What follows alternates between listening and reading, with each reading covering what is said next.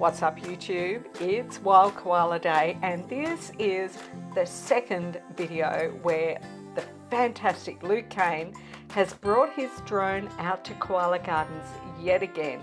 Luke does this every year. This, we believe, is his fourth or maybe his fifth Wild Koala Day, and here we are at Koala Gardens.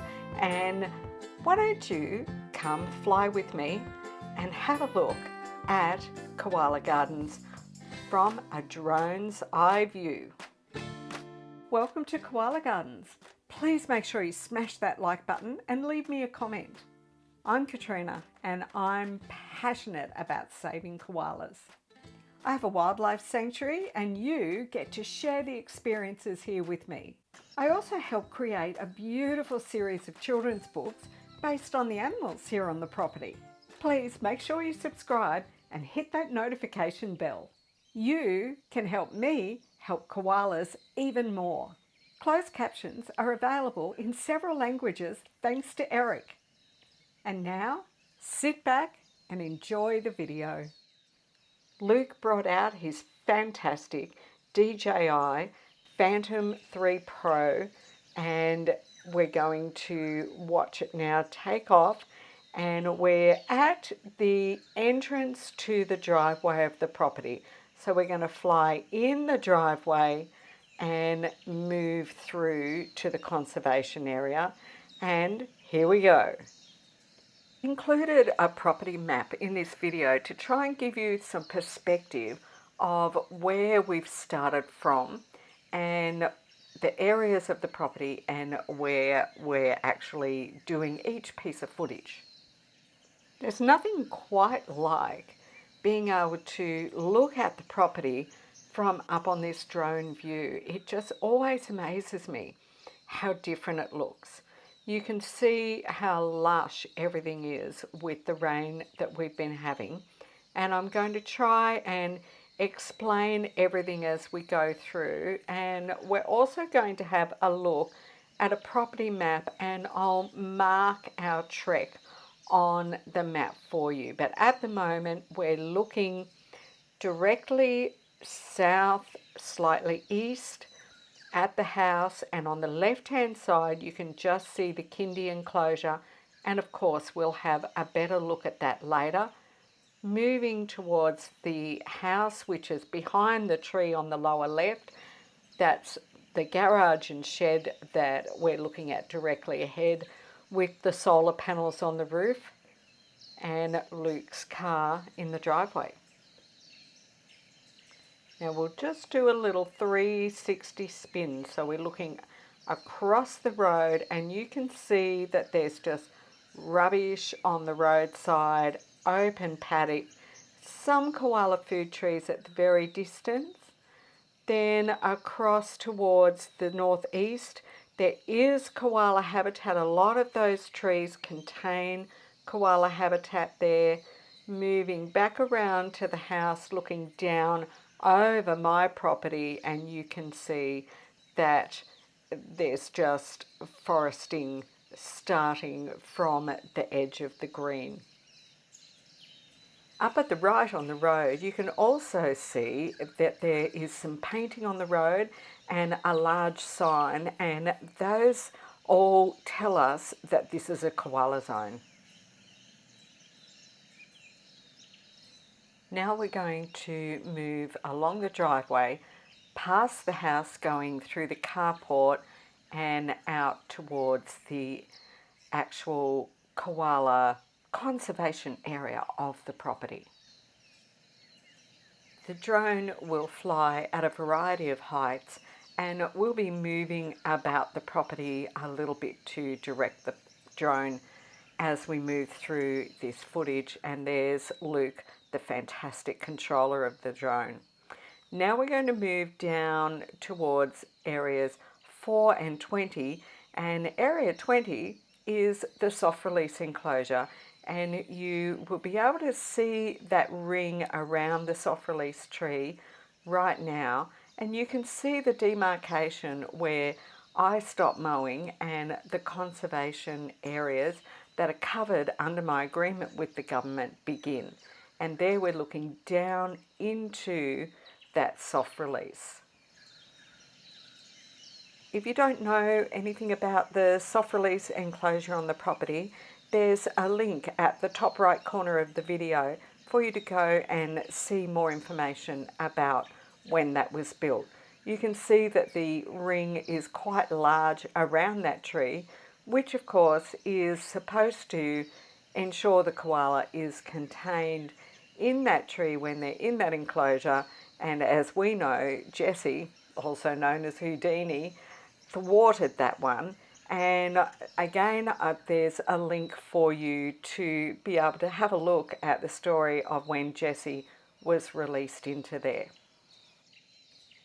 One of the things I love that we can see from here is you can see the height of that mature tree in the soft release, and then you can see that the height of many of the trees around that is much lower, and those younger trees are all around 7 to 10 years old, and for the most part they are the children of trees like that one in the soft release. So they are what we call self-sown.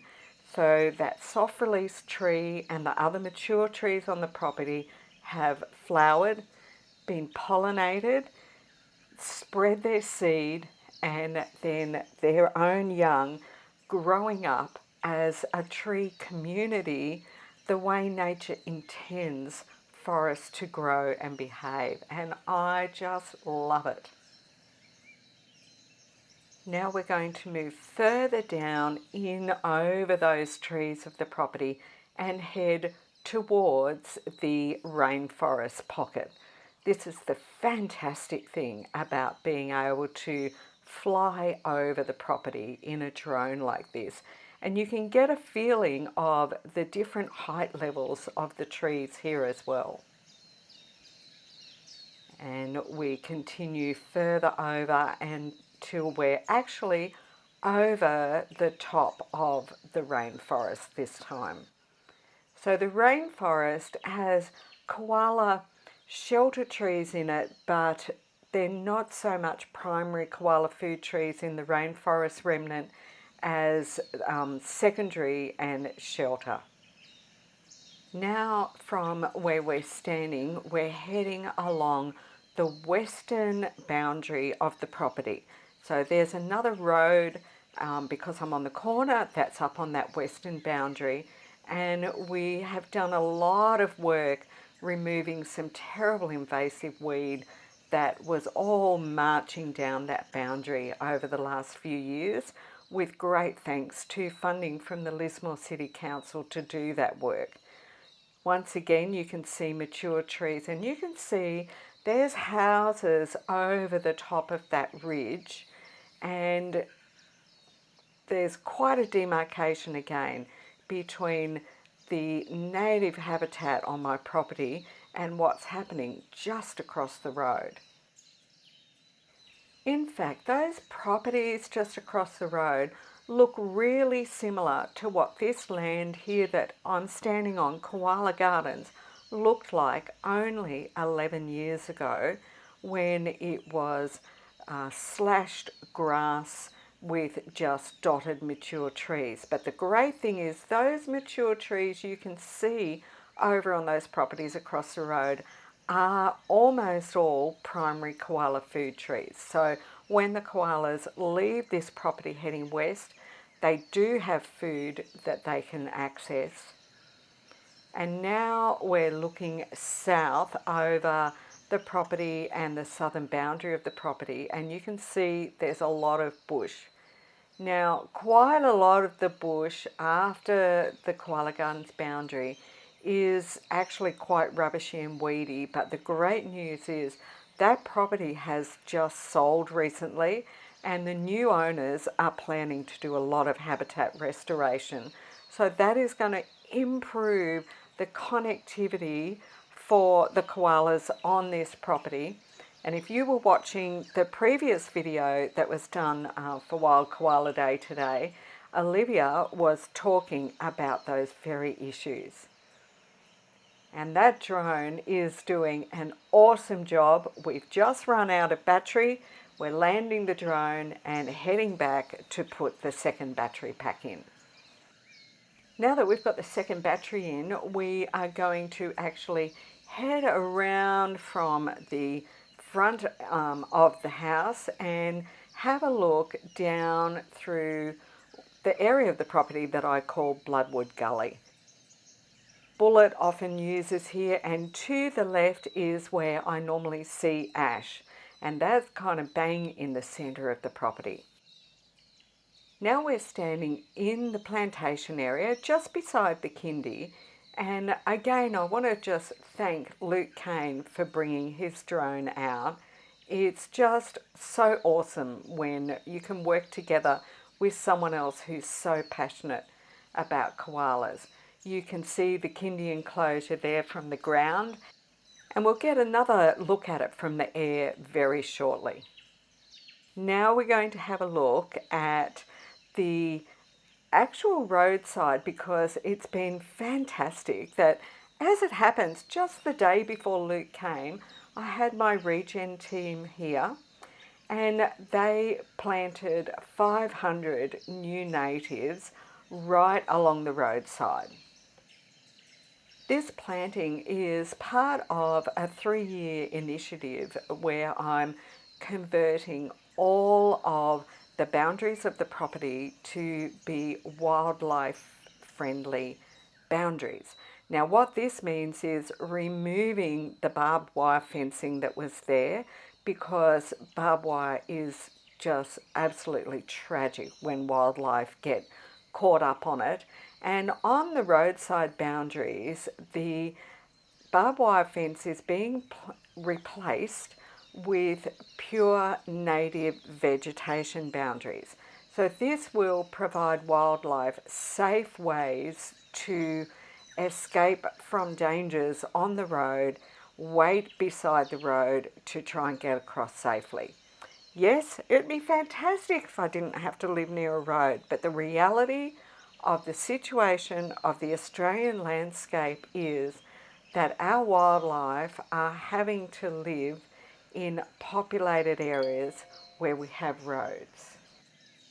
One of my important strategies has been to provide heaps more habitat so that koalas have to cross the roads less and less often. Here's a closer look at some of those plantings. So most of what you will have seen from the drone of those plantings was the pale colour of all of the straw that has been used to mulch those plantings in. It's going to be superb to see them again in another 2 to 3 years on a Wild Koala Day and see the change that it will have made having a hedge. Now we're looking back towards the front corner of the property.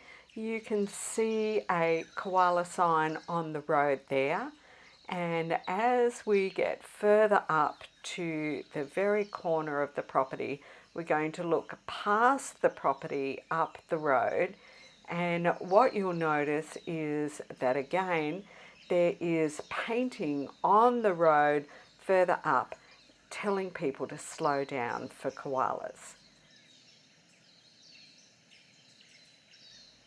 So you can see the reality of where koalas are living.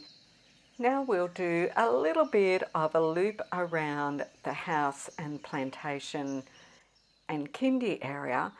So we're flying back towards my house, and those big trees there, they're Bullet's favourite trees. They're the ones that you see those long videos of Bullet sleeping and eating, and he comes down those trees and into the plantation area. There's the Kindy, and the plantation area is trees that we regularly cut the leaf from in 1 to 1.5 metre lengths and take in to feed the koalas in care at Friends of the Koala. So we're still looping around this area more.